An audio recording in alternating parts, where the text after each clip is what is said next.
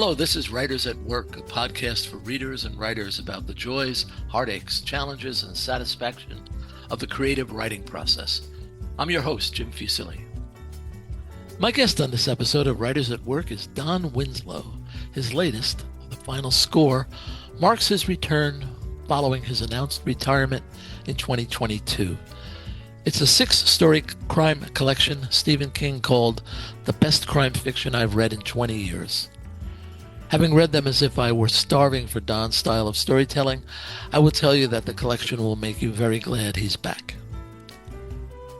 Prior to his retirement to focus on his political activism, Don was at the peak of his popularity in a career that began in 1991 with his Neil Carey PI series.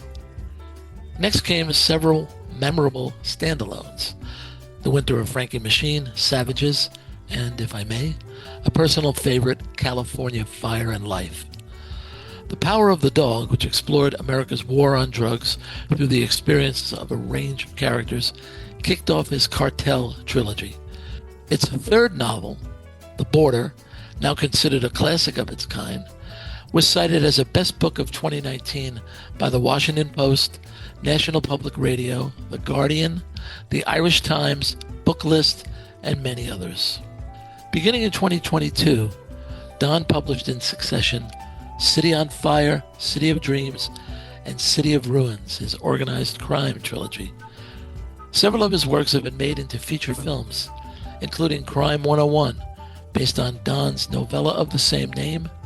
The film stars Chris Hemsworth, Mark Ruffalo, and Halle Berry. It arrives in theaters on February 13th. Like many readers, I was disheartened when Don announced his retirement, though I was well aware that he was deeply troubled by the actions of the Trump administration. I want to start our conversation with that decision. Don Winslow, welcome to Writers at Work. Thank you. Thanks for having me.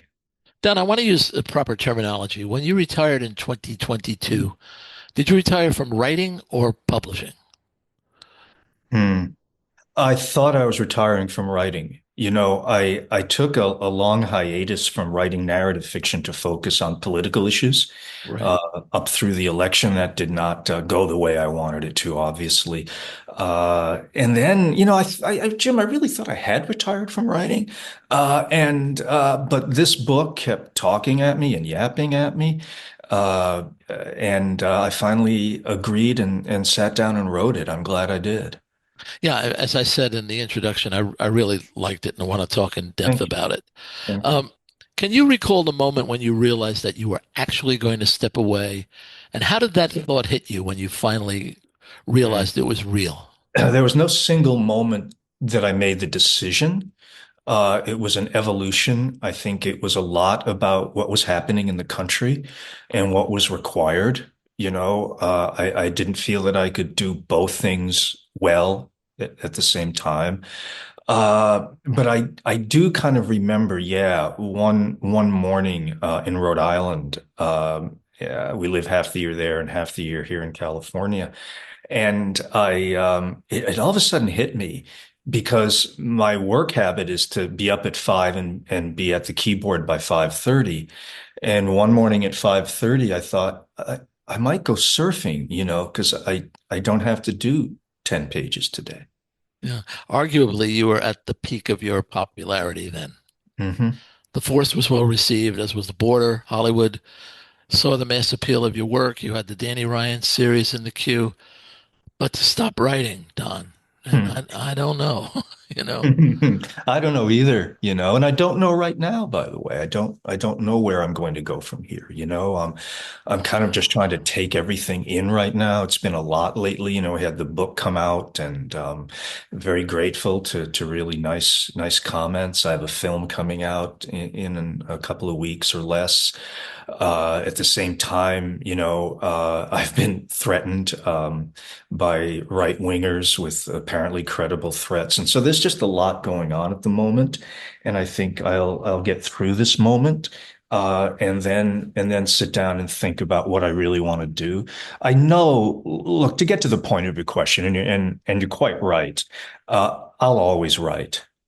I'll always write. I was up this morning writing, but whether I publish it again or not, it's an open question. Yeah, you once called writing an addiction. Mm, Um, yeah, yeah. There should be a 12-step program for it. yeah. Do you think you could have a satisfying life without writing? No. I did. I did at one point, and I thought this for a while because look, I have so many interests and so many things that I love to do. I walk 4 to 6 miles a day. I surf, I swim, I body surf. I've been married to the same lovely woman for 40 years, and we like to do a lot of things together. And I have a son and a daughter-in-law, and now a grandson you know? And so I thought that that would all be enough for me.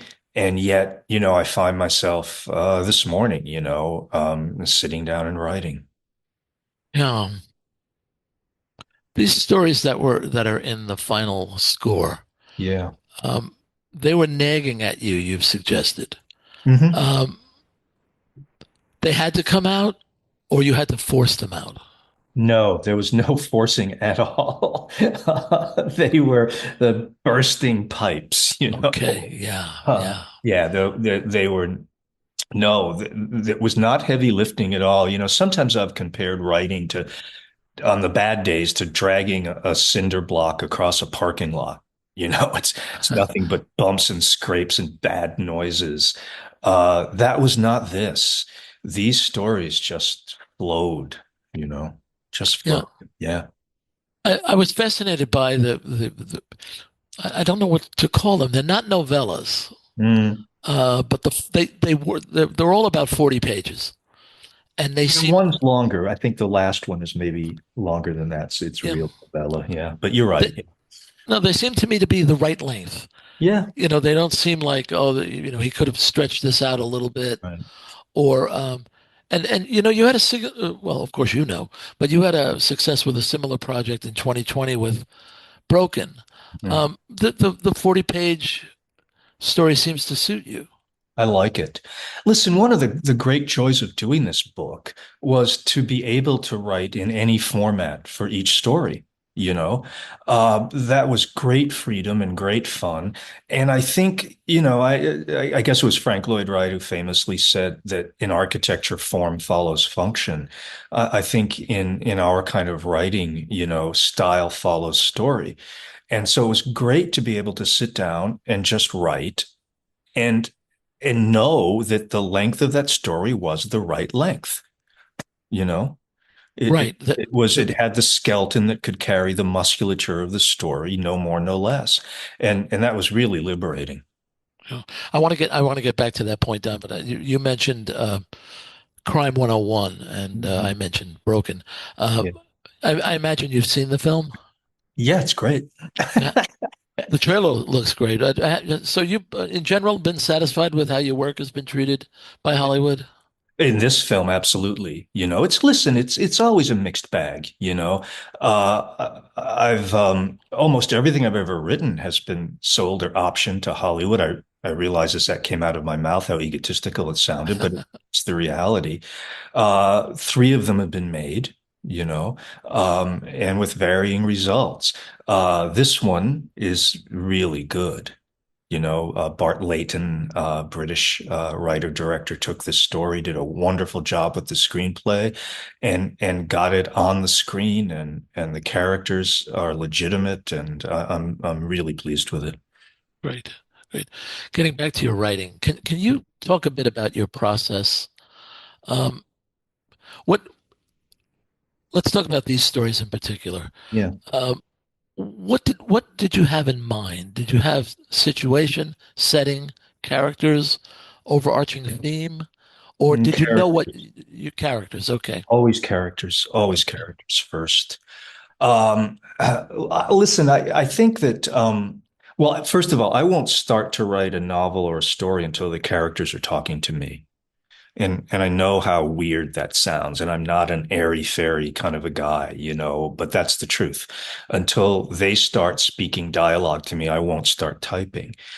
Because I think that if the reader doesn't care about the character, the reader's not going to care about what happens to the character or what the character does. I did a book Oh, quite a few years ago, called The Winter of Frankie Machine, Right. classified as a thriller. And the definition of a thriller, some people will say, is that the lead character has to be in mortal jeopardy on page one. Well, nothing happened to Frankie till page 67. He got up, he made breakfast, he went to work, he fixed his ex-wife's leaky sink. But by the time that something happened to him, you knew him and you cared about him, you know? So with these stories in Broken, when these people started to talk to me, that's when I started to write. Right. I want to pick a story from the current collection, Okay. Collision. Yeah, Uh, yeah. yeah, I noticed that you took great care to establish character. Hmm. Um, and you did very by the time things really get rocking, we know Yeah, this yeah. couple. We Thank know you. them very Yeah, well, and yeah. their child. We know them Hmm. well. Um, did they come out of your keyboard fully formed? Did you have them clearly in mind? Do you have to tweak them? Pretty much, pretty much. Yeah. Yeah. Listen, you're always tweaking, right? You don't want to go into this process with things carved in marble because quite often characters will do or say, particularly say things that might take the story in a different direction and quite often in a better direction, you know? But yeah, I knew him pretty well. I really did, you know? And they become familiar to you and you begin to like them in a certain way. And even as a writer, you start to care about what happens to them, you Yeah, know? In that story, yeah, I knew that guy and I knew his wife, and I knew the people that they were. And so yeah, they went on the page pretty fluidly. yeah. In the beginning, this is the art of a veteran writer. You let us know that they're too good to be true. Hmm. You're not trying to trick us. Right. We sense right away that something is either amiss here or going to be amiss. Yeah. Um, and I found myself thinking, "Gee, I wonder what Don is going to do to these people." And isn't that the definition of reader participation, I hope so. I where hope you so. you and the reader are collaborating on a story? That's so smart, Jim, because that is the way I feel, you know. I want the reader to, well, 2 points. I want the reader to very often feel like he's just or she is sitting in a bar with me and I'm telling them a story. And as I'm telling them, I'm watching their reactions and I'm responding to their reactions with the way I tell the story. And the second point is that I think that the reader's interpretation of the story is just as valid as mine. Not more so, but as much. I don't have that sort of authorial, this is what I intended and this is what it means and all of that. And so I think that reading is an active activity. That was stupidly put, but you know what I meant. Yes. Uh, and and it's a physical activity. We often forget that when people are reading, they're hearing the story, they're hearing the dialogue in their minds, and I pay a lot of attention to that sound. Yeah. I'm reluctant to talk about where the story goes in Yeah, Collision. right. Yeah. But did you have the ending before you had the middle? Um, I had the broad strokes of the ending, but not the details. I've talked about this before. To me, this is all about jazz. In a great jazz tune, it will start with a certain chord, and then the soloist will improvise, but it has to end on a certain chord, or it's unsatisfying to the listener and to extend the metaphor to the reader. So I knew the chord changes of this story, if you will. Okay. I knew the chord it was going to begin on. I knew the chords that it was going to go through. Aristotle, famously wrote that a good story, the ending had to be simultaneously surprising yet inevitable. You would think of that, and I did for years, as conflicting values that couldn't be reconciled. But then listening to some jazz, I realized that I knew that that soloist was going to end in a certain chord, had to, but the notes that he or she played to get to that chord could be surprising. So to get back to the point of your question, I knew the ending chord. I didn't know the individual events that were going to get me to that ending chord until I was writing them. Right. Both in writing and music, we use the term resolution. Mm, You have to resolve yeah. what you put forth. But I will say this, Don, and again, not to give anything away, I Mm, felt there was some ambiguity at the end of the story, I hope and so. I thought it was delicious. I really did. Yeah. Because I did 2 pages sooner, I would have not been happy. But when it ended, I thought, oh, that's so good. Thank you very much. Listen, I like ambiguity, and a lot of these stories, I think this volume in many ways is about ambiguity, because that's more like real life, isn't it? Yes, for I sure. mean, the function of art, I think, is to sort of organize life for us in a way that we can look at it in sort of a structural sense and understand it. But I think part of that reality is to understand that, yeah, there's ambiguity in this world and there's ambiguity in our lives. You use the present tense quite Yeah, effectively. And because it moves the story along so quickly, there can be the assumption that it was written quickly too. Uh, right. do you write quickly? Or I when you, write first drafts very quickly, okay. and then I slow down and slow down and slow down until, when I first start on a story, not to be offensive, I don't care about the reader at all. I'm just entertaining and interesting myself. But as the drafts go on, draft 10, draft 14, then I am more and more interested in the reader. And then for the final drafts, that's all I'm interested in. Does the story make sense? Can the reader follow the story? Is it going to fall beautifully on the reader's ear? Uh, and so some days, I'll just go in like a late afternoon when anything original I write is going to be crap anyway. I'll just take a chapter and just look at the verbs, for instance. You know, I'll challenge every verb. Is that the best verb available? Is it accurate? And a lot of times I'll come up with a better verb, and that makes the story or the chapter better. I started writing in the present tense one day on a train. I was commuting. I was still working as an investigator, and I was commuting back and forth between downtown Los Angeles and Orange County.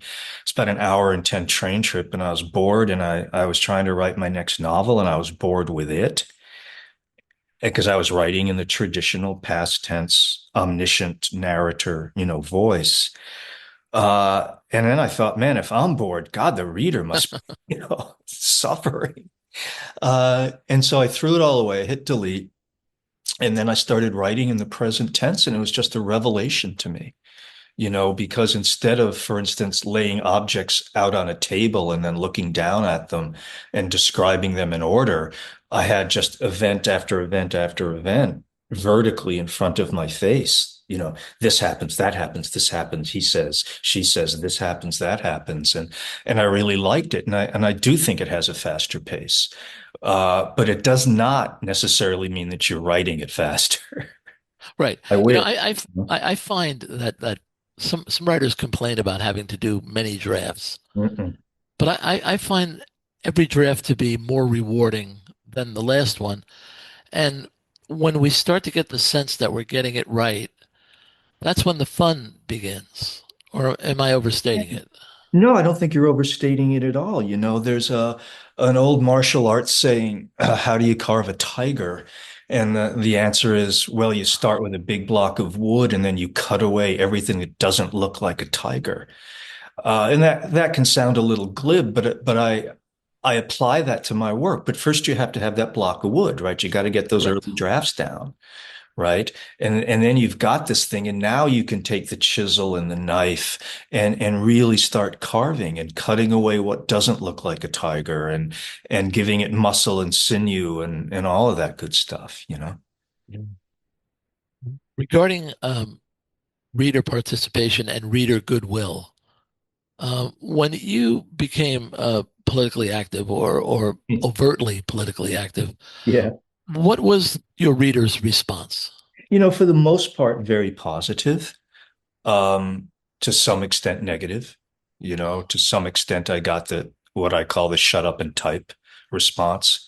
We love your stories, but why are you doing this? Just write your stories. Some of it was more extreme, to the point of death threats and things. But for the most part, no, no, very, very positive, very, very supportive. You know, I have it in my mind that the research you did for Savages and the Cartel series and so on made you aware of what the problems were with the border policies. Yeah, absolutely. Listen, when I started, I spent 23 plus years on the drug beat, with those novels. And when I started, I knew nothing. I literally nothing about that topic. I wasn't interested in it really. And but what I learned over the years made me angry and sad. Uh, and it almost forces you to become political about it, which it did with me. I had the sense that you said to yourself at some point, I have used all the information I can Hmm. in in my stories, Hmm. and yet I know more, Yeah. and I need to tell more.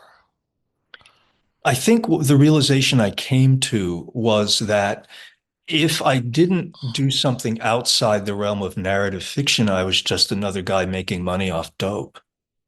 Right, You know, right. that you begin to feel like a voyeur. There's a reality to that, of course. I thought about the over 200, well over 200 now, Mexican journalists who were murdered telling those stories while I sit in relative safety in the United States. Uh, and so, yeah, I thought it was incumbent on me to, I took out an ad in the Washington Post and later the New York Times, and then, got active on social media and all of that. Listen, I'm not saying, please, that that's every writer's responsibility. I think the only real responsibility a writer has is to write well. But I did feel it was my responsibility. I want to make mention of Don Winslow films and the videos that you did, and I think they all are still widely available. Sure. Um, how trying was it to make these videos? Was it You know, I, different kind of writing or different? oh, sure. Yeah, absolutely different kind of writing because you only have a minute or two, or three maybe, and you're matching narrative with images, and the images are Mhm. really carrying the story. My dear friend and partner Shane Salerno, we team up on these things. He's a absolute genius at this. But yeah, a completely different breed of cat. And what about the emotional cost?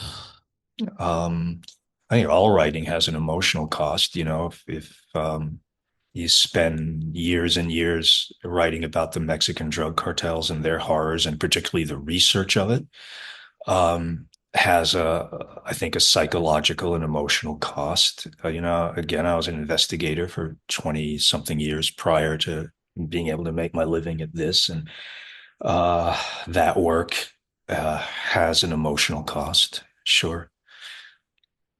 I remember one video in particular. It was I think it was titled "Please Save These Children," Hmm. and 5 years later, we still see children of undocumented immigrants being taken Horrible. and shipped far from home. Horrible. That's not the country that we should be. I'd like to say it's not the country we are, but it is at the moment. It's shocking. It's wrong on every level, legally, morally, any level you can think of. That's an abomination. And this is storytelling, though. It's a different medium, but you're telling a story. That video really stayed with me, and I think it had to do with storytelling. Well, people respond to story. That's why we do those. I think that Shane and I are not politicians. We're not policymakers. We are storytellers. We know our strengths. We know what we're good at and what we can do. And we know that people respond to stories. I felt that way in the books, that it's one thing to talk about it. Listen, headlines always become stereotypes, don't they? And so you can talk about, quote, illegal immigrants, a phrase I object to. But if you can take a person on a ride with a 10-year-old boy coming up on a train from Central America, and you let that reader feel that kid's feelings and experience what that kid felt and what happened to him, they're not going to look at illegal immigration. I hope you can hear the quotes in my voice, the same way. If you can talk about the opioid epidemic, and heroin addicts, and they all become stereotypes. But if I can take that reader and have them spend some real time with a young woman addicted to heroin, they are going to see and feel that story in a very different way. And so I think that so often in politics, who tells the best story wins, It's difficult to pivot from this subject, but I think we must. Now we have the final score. Your Crime 101 arrives next week. So what's next from Don Winslow? I don't know. I really don't. I'm not being coy. I'm not being coy. I know I'll always write. I know that now. But what form that will take, what will happen next, I really don't know. I want to spend some quiet time and really think about it and explore and see where I'm at. I was about to say, it's not the worst thing in the world to not know what you're going to do next. And it seems to me you've already come to that conclusion. Mm. Yeah, Yeah. I agree. I agree. My guest on this episode of Writers at Work is Don Winslow. His latest and final score, a 6-story crime collection that will please his fans and perhaps bring him new ones that can turn to a wonderful body of work. Don, thanks so much for joining us. Well, thanks so much for having me. I appreciate it. Writers at Work is a production of Bliss Publications. Erin Mitchell is our producer. Music is by Joni Mitchell, performed by Keith Jarrett. For more, see writersatworkpodcast.com. I'm your host, Jim Fusilli. Until next time, happy reading.